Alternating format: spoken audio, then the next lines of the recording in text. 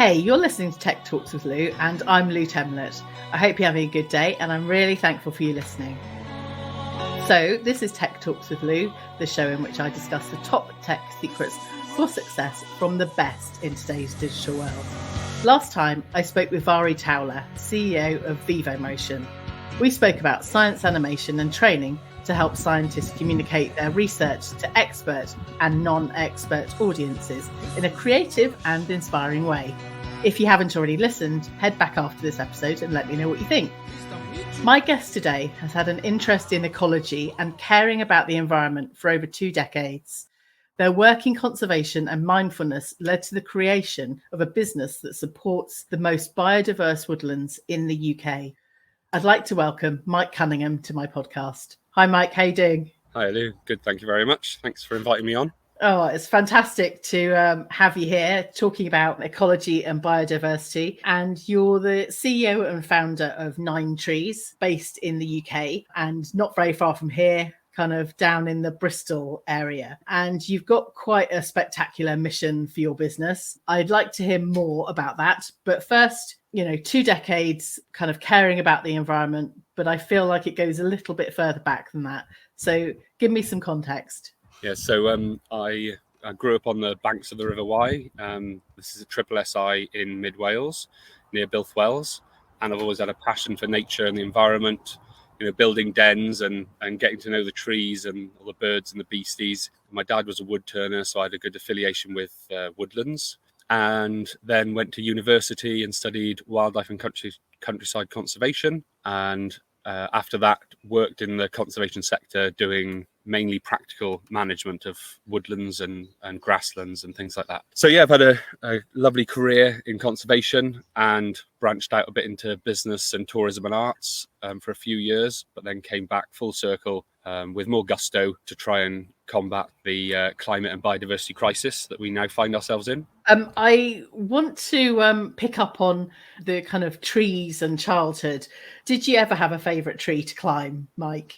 I think, the easiest trees to climb are like the ash trees, really, because they've got really good branches to hold on to. But it's really good having a diverse woodland because, jumping through hazels and trying to cling onto some massive oaks, it's all really good fun, really. Yeah. And now, when I'm driving down a dual carriageway or a motorway, I often see trees that have been struck by lightning and kind of left kind of solitary in the middle of fields. Which type of trees are they? Are they always the same? And why do farmers or landowners leave trees that look dead? So actually, we have got a blog post coming out soon about deadwood and how important it is. It's really lovely, I think, to see those old dead trees standing in a woodland. I think that they're generally oak trees because once they die, they actually go harder, and it takes them a long time to rot from the inside out. And I think landowners like trees, and it's an ode to that past woodland that was in the field, or maybe it was a hedgerow they had to rip out and they left a couple of oak trees in there. And It's such a hive of life, really. So many different detritivores and different bugs inhabit that. And then you've got the woodpeckers that can come and dig out those bugs and different mammals that can live in the tree. So yes, they're really wonderful pieces of art as well, aren't they? That's why you notice it, because you're looking at a bleak landscape and you can see a lovely dead tree. Absolutely. And I just wanted to ask the question because, during childhood, I wasn't ever one of those children that could climb trees. I was too scared about, kind of grazing my knees or getting things on my hands or whatever, climbing up these trees. But, kind of appreciating that in the UK, we have a massive range of different trees, and kind of being able to identify and know what species they are, and kind of how they relate and connect with the environment and different kind of growing areas. But whilst we're talking about all of these things, we will be bringing in some technology into this episode, but I'm going to kind of hang with the ecology bit and hear a bit more about your kind of interest over the last 2 decades, Mike. Yeah, so you're saying about the different types of tree, and we basically plant about 15 different types of tree here in the UK. And it depends on where you are in the UK, what type of tree you might plant, the different soil structure, what's about in the area, and sometimes what the landowner doesn't like. So you might think that your planting plan has got a really diverse amount of trees in it, and then the landowner for some reason doesn't like rowan or mountain ash, as we call it in Wales. And now we're not allowed to plant ash trees because of ash dieback. So there's lots of disease that's going on, especially brought over from like the Americas and Europe. So we have to be very careful about tree diseases and what we plant where. And each tree has got like a certain number. So you only plant it for a region of Wales or a region of Devon or Dorset. And you can plant like a monoculture. A lot of the woodlands that you might see are conifers, and then they'll be clear felled after 25 years. But we like planting a biodiverse woodland, which is basically a woodland that has got about 5 to 15 different types of tree in it. Okay, so you talked about monoculture. Is that right? Is that I'm assuming the interpretation of that is just one type of tree in a patch of land. Yeah, that's right. Yeah, you can get monoculture crops. Yeah, usually people would say it's like a monoculture crop of oat or maize or something like that. But you get monocultures in trees as well, and so it could be all oak trees, which are like a broadleaf tree, and we generally plant broadleaf trees. But mostly you see like red cedar or Sitka spruce or Christmas tree. So I'm desperate to ask more about trees, but we would probably diversify too much and going, what's a broadleaf tree? Okay, I will ask. Broadleaf trees in the UK, what could people look out for that would, what are broadleaf trees in the UK? Yeah, so if you think of a leaf that is broad, basically, so a needle is thin, like a pine needle. Conifers also have really thin like leaves, and so a broadleaf tree is more like your oak and your ash and your sycamore and your hazel, anything that's got a nice big flat leaf that draws in lots of sunlight and generally is not acidic. So it's when it falls to the ground, it creates a lovely humus which turns into lovely soil, whereas a pine tree has like acidic needles, which when it falls to the ground, basically covers the ground and doesn't allow much else to grow. Oh, fantastic. Thank you for clearing that one up. I remember when I was at school, I found an acorn, and it was the oak leaf was the emblem for the school that I was at. And I planted it. I think it managed to survive about 8 or 9 years. Wow. And kind of growing. But for me, that oak leaf I don't imagine it to be a broadleaf, but as in opposed to a pine leaf that's very, very slight and thin. I get it. But in my mind, the oak leaf or the oak tree didn't feel like a broadleaf tree. So, but yeah, I nurtured this little oak tree for quite a number of years. And then it just kind of, I don't know, surroundings, probably not having any other oak tree friends around it. It just was like, no, I'm not playing anymore. So it's quite sad to have a little... Take a lot of looking after. Anyway, talk to me about Nine Trees, which is you're the CEO and founder of Nine Trees. Talk about the mission and what you're aiming to do in the UK. So we're a community interest company. It's like a not-for-profit social enterprise, and we put all our money back into either planting trees or education and training for our team, and obviously paying people well, hopefully. And at the moment we are about 9 of us in the core team, and we have some volunteers, and we started in 2019, and we've got now 10 sites in the UK, and we've got 25 landowners on a waiting list. And our mission really is to create a biodiverse network of woodlands throughout the UK. Yeah. We've got a site in Scotland, which is agroforestry, and we've got potential site in Northern Ireland. So now hopefully by the end of next year, we'll be able to say we've got a plantation in every country of the UK, and then hopefully every county of the UK in the next couple of years.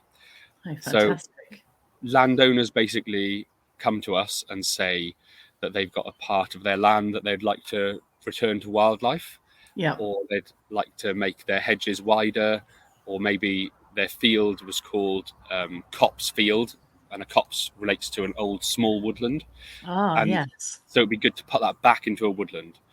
So we're working with landowners. We're not just buying up fields and planting, and we're making sure that the area is sustainable for food production as well as for biodiversity. And then that's all funded by the sponsorship of trees. So individuals who care about the environment and want to see more biodiversity in the UK will sponsor 1 tree or 9 trees, which is what we hope for. And businesses will sponsor 9 trees or 900 trees or 9,000 trees. And then we all come together and we get professionals to plant the trees, but then the sponsors can come and visit the trees. So it creates that feeling of all being together in this fight against the biodiversity crisis, but also the climate crisis, because the trees sequester lots of carbon. And it also means that when you're walking around the field, anyone you bump into will either be the landowner or another impassioned person or business, and you can watch hope grow. Every year you go and hopefully before you die, have a bit of time under the shade of a nice oak tree, Fantastic, in the company of other nice people.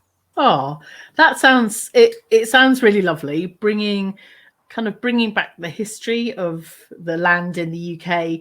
When you talk about the kind of copsewood, I go, okay, yeah, I recognize the term, and everyone seems to be returning things to their natural traditional form right now, but equally bringing people together that are like-minded and care about the environment in a real tangible place rather than online, for example. But I know kind of bringing this conversation round to technology and kind of planning out the biodiversity of these woodlands, you use geolocation and drone footage and all sorts of other amazing things. So tell me a bit more about how all of that stuff works. So from the sponsor's point of view, maybe they'd just see our website or something on social media, and then that goes through to obviously sponsoring a tree or a few hundred trees. But we do a lot more, like before we even plant a tree. So we've got about 50 stages of tree planting we go through, from landowner coordination, buying and coordinating all the trees and stakes and guards, and the professionals to go and plant them in each county. And that's all got to be backed up really by ecology visits and surveys. And also then really important, the desk-based survey, which we use like Magic Maps, which is through Natural England. And that's got so much mapping data that's been coordinated by ecologists throughout the UK. And then, utilize that to see if it's the right tree in the right place. And then when we do the ecology visits, then they have to update all that information onto a map, which is usually like my forest, and then then the work kind of starts really. Then we can go and visit the site more and do a planting plan, and that's all drawn up on a map. And I suppose from there the tech really is about watching the trees grow and survive and watching their mortality, and also finding out about the biodiversity gain that we're getting from the sites. So using drone footage means we have to visit the sites less, but also it has to be backed up by field studies and ecologists again going to site. And then now recently we're implementing satellite technology to look at each polygon, so we can extrapolate from that how much of a good effect or not a good effect we're having on that part of the field or the county. Okay, explain the polygon thing, because you kind of mentioned it, and I don't know what you're talking about. So basically, every time a satellite passes over, it takes millions of photos of each square meter. But in order for someone to drill down into that, it's kind of, instead of done in squares, it's done in a polygon. And so that they all link up, and it makes a nice kind of beehive shape. I see. So it can fit a circle or a sphere rather than a square. I get it. Yeah, it's just that's just what has been used and is used, and so they're 50-meter polygons, or sometimes they're 5-meter polygons, and you can really drill down, so that when you're geolocating yourself as an ecologist, or that plant or that tree, to 10 decimal places where you where the right tree is that you're meant to be mapping. And then hopefully we can use that data to show that the satellite imagery is doing well, so that the ecologist can spend less time behind the computer writing everything down and more time in the field getting the raw data, which is backed up by drone footage and satellite data. So yeah, it's really interesting. And we're working with like Bath University on that, and another company called Map Impact. So it's really interesting things going forward, and we're kind of trialing things with them as well. So although there are massive companies out there that might also be doing this, we're involved in a few different studies, and hopefully we'll have much more to show for it in the next couple of years as our sites become more mature. So some of our sites are just 1 or 2 years old, and we've only got a couple of 4-year-old sites. So it's really good to get that data from the beginning for the next 25, 50 years. And it'll be really good to see what happens. Fantastic. You're listening to Tech Talks with Lou, and I'm Lou Temlett. And today I'm talking with Mike Cunningham, CEO and founder of 9 Trees. Mike, you mentioned biodiversity gains. What does that really look like in kind of understandable terminology for listeners and me? So if we plant a tree, it's not just that thrives. Basically, we usually fence off an area of land, and then the grasses grow more, and then you've got more insects and invertebrates that come along, and they also support more life on the next level up, which is more like mammals, and then from there they also support bird life and predators like owls and kestrels and things like that. So you're just by fencing off an area and planting a tree and letting things happen, you're increasing the biodiversity of that site.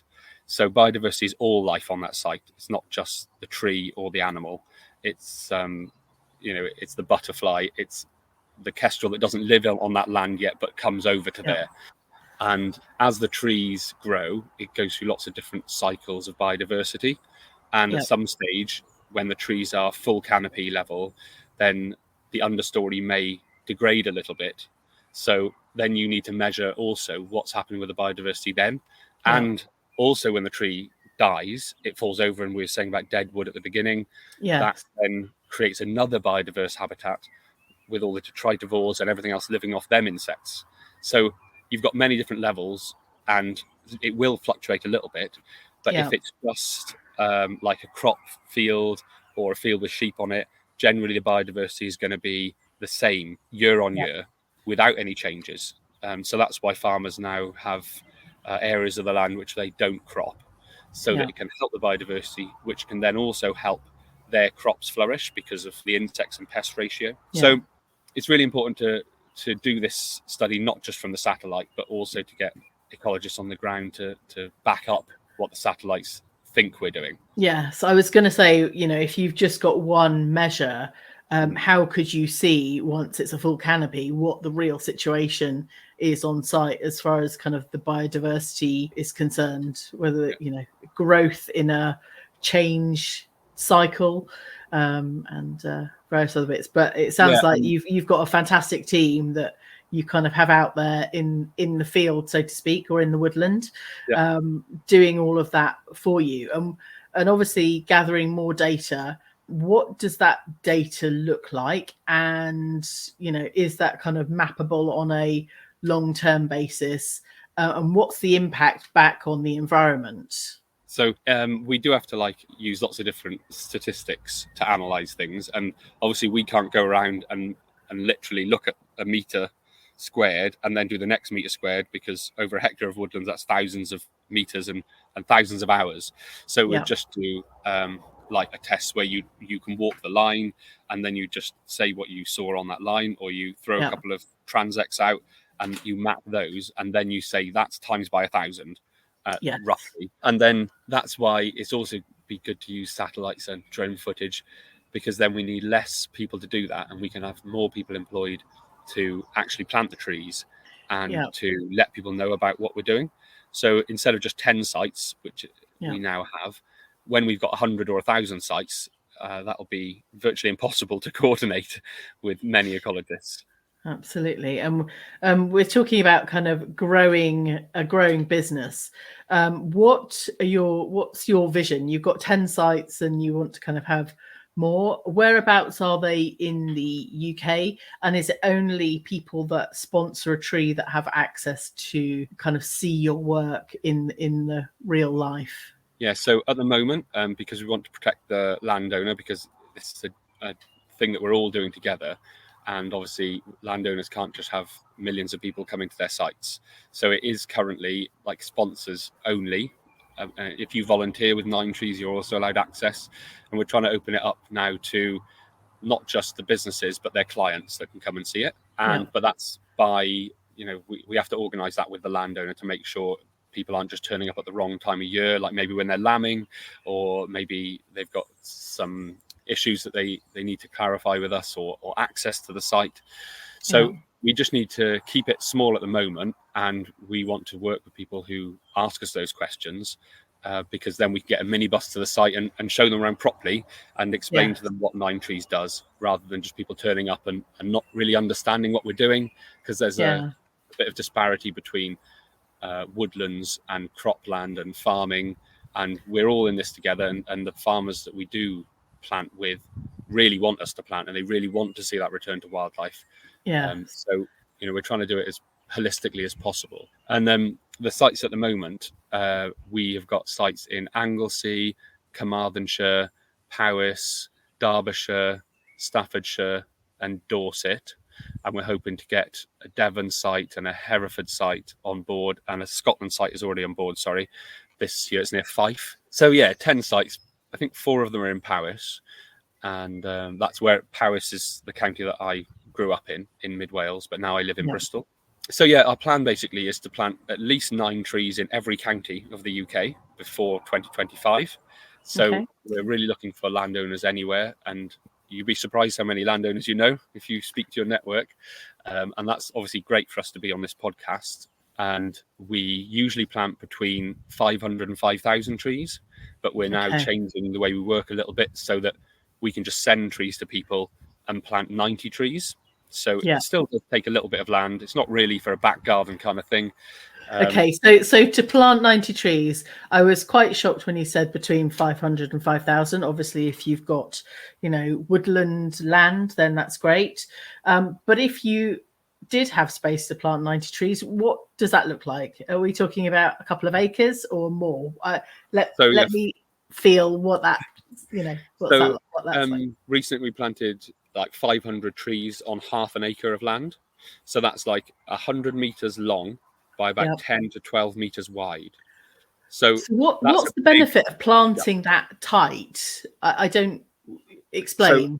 So it's at least 2.4 meter spacing, and usually it's 3 meter spacing we plant at, which is a lot better for the trees and for the environment. And the thing is that if we can plant that many trees in an area, we're welcoming biodiversity straight away, and we're creating that habitat, habitat corridor between one woodland and another, or in the middle of just cropland, and having that as an oasis in the middle for animals to retreat to and to call their home is a really good start. So then we can start connecting those habitats with other woodlands and other lakes and rivers and streams. And it's not about us as a grassroots company. We haven't got £100,000 to start with, or £1 million to go out to all the landowners and buy land and plant trees. And we want to do this as a kind of grow small, grow beautiful kind of company that is working with people who, we all want this to happen, but in a nice way. We don't want to be forceful about it. We don't want to plant for money. We don't want to just plant for carbon. We're planting for biodiversity and mental health and rural jobs, and for us to feel hope. So really, I suppose 90 trees is just so that we can get to more landowners. And then maybe next year or the year after, they might want to plant 500 trees.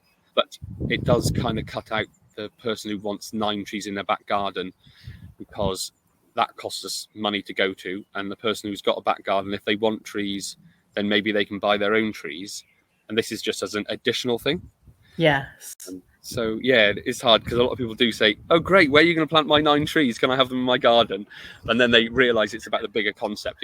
It's about worldwide, but it's also about acting local to, thinking and acting local to basically act global. Yes. Do you have a website but still don't feel you're getting enough engagement? Do you wonder why your competitors' websites seem to be performing better? Well, Lutech are currently offering a free website and social media health scan to give you a benchmark idea into how your site and accounts are currently performing. Lutech's mission is to get as many of the 9 million inactive websites in the UK active with regular content that will bring your SEO Google ranking to the top 10 in your sector with its monthly subscription, including hosting, security, SEO development, and social media content, so you can be found by your ideal clients. Register now at lutech.co.uk/health scan for your free website and social media review. You're listening to Tech Talks with Lou, and I'm Lou Temlett. And today I'm talking with Mike Cunningham, CEO and founder of 9 Trees. Mike, I kind of want to bring in the conversation around the impact on the world, because we're talking about, not being able to just plant 9 trees in our garden, but being part of the bigger story and the bigger narrative that the UK is making on the world environment space. So the concept really springs from me and my eco-anxiety and where I am placed in the world and how I can affect the world in a better way for biodiversity and for climate change. Yeah. And as an average UK citizen, I would emit about 9 tons of carbon into the atmosphere every year.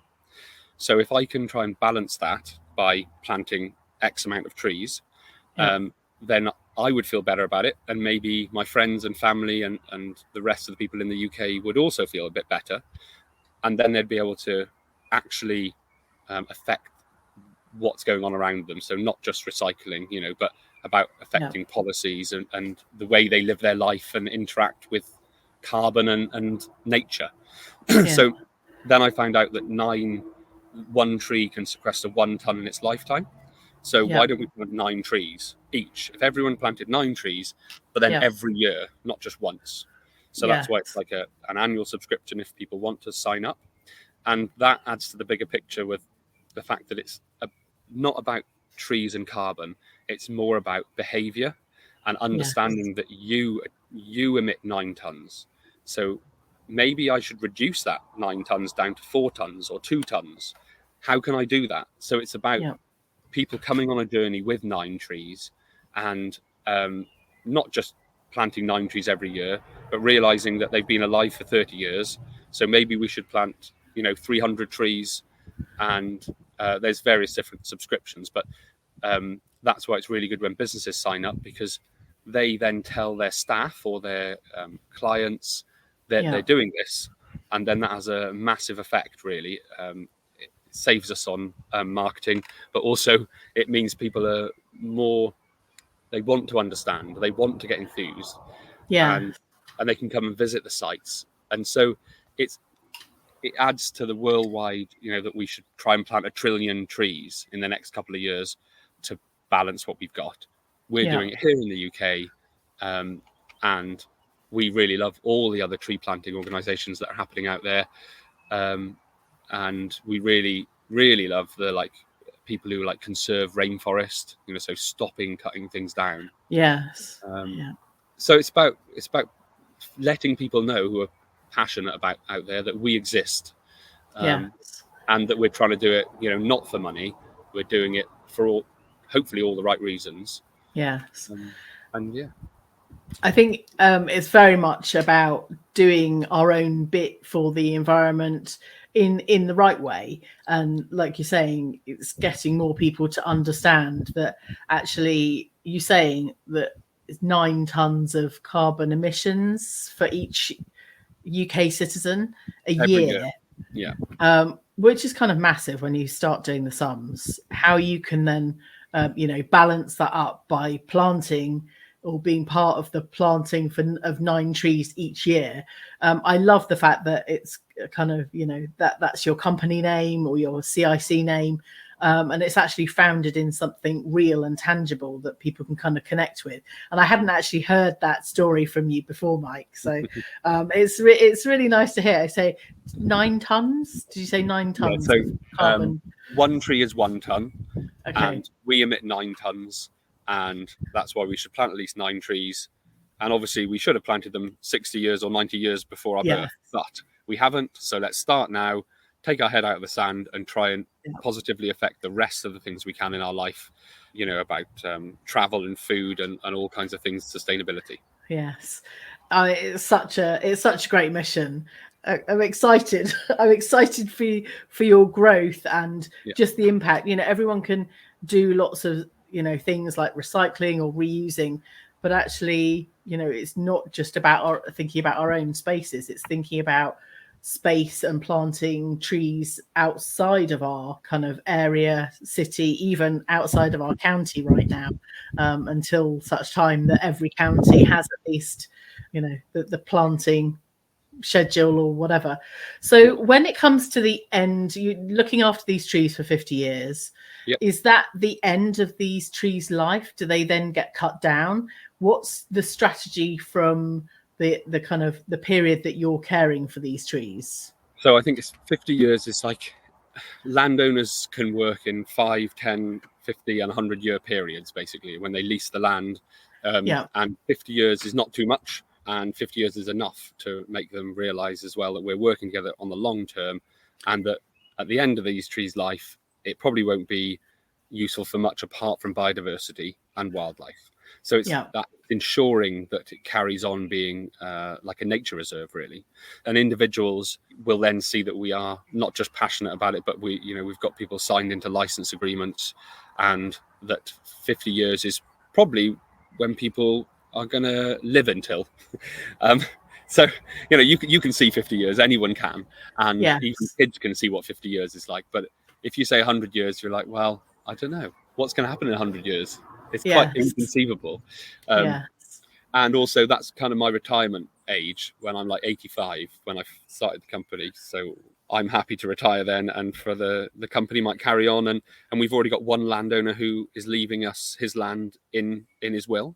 So then we will then become a company that maybe does have land, but it's just not our main aim. So it's really interesting, the companies that we've got, from FTSE 100 companies right down to individual boiler technicians who want to plant a tree per boiler, to just what a person who lives in Birmingham who wants to plant one tree a year, and they know that we might not get really close to Birmingham, but Staffordshire's the closest one. So it's not about that. It's about come on board now, and we will eventually get to you. And hopefully that's in the next 3 years or so. Fantastic. So what are the next steps for Nine Trees? You're expanding to different sites around the UK. How does the rest of your, I'm not going to say 50 years, but what does the foreseeable future look like for Nine Trees? So expanding the team with like regional reps and ambassadors to get the word out more, getting more landowners on board and getting them through all the survey processes, and getting businesses on board to basically help fund all of the trees that we want to plant. So we'd love it to be a massive expansion, and we've learned so much already over the past 4 years that we're ready for that influx of money and land. And I suppose it's just managing that. We're getting on board another business development manager and more like marketing to help us. Although one of our main missions is to only spend like 5% on marketing and 5% on staff, to make sure we're putting so much more money into actually planting trees, not becoming like one of those charities that you see that pays the boss a lot of money and nothing much happens. So we hold those social values. It's in our statements. So I suppose the next thing is telling more people and just trying to keep up our standards. That's very admirable, and I feel like I'm going to head off to have a look at your website and sign up to a sponsorship for Tech Talks with Lou. So how can people get hold of you, Mike, and sign up and find out more about the Nine Trees subscription? So on social media, we're at 9 Trees UK, and that's the number 9, not NINE. And if you're on the internet, then it's www.ninetrees.org. And I suppose just go on our website, have a little look around, read some blogs, find out how passionate we are about things, and share us to your friends, and come and visit the trees someday. Fantastic. What I usually ask guests on my podcast are for at least 3 tips on how someone might get more involved, or, run a startup business like your 9 Trees community interest company. What advice would you give to help somebody using technology, maybe, but having a more conservation, ecology mindset in the world? Yeah, I think that there's lots of problems and barriers that we've got integrating tech with the environment, because it's so intricate, and there's no zeros and ones and things like that going on. And so I suppose it's just talk as much as you can to other environmentalists and people on the ground, and find out what companies like us need, and what our problems are, and try and solve them. Because often it's just about communication and making sure that we all, we're all in this together. So why try and start something on your own when there's so much learning out there already? Yes. The sustainability point of view, it's always thinking what you do and how it's not going to just affect you, or if it's going down the sink and affecting the ocean, which is massive. And it's now about, it's that times by 7 billion. So can we do anything right now to change the way we utilize products in a sustainable way? And, talk about that as well with your family and your partner or your kids and your friends, and ask them what they're doing, and try and emulate that, and maybe try and, do something above that. So they might want to emulate you. That sounds very honourable, Mike. Thank you for those shares.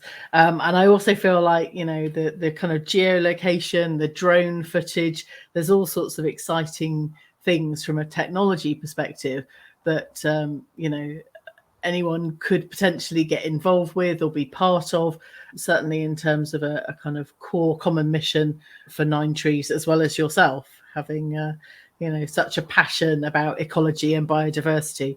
Thank you so much for being on my podcast.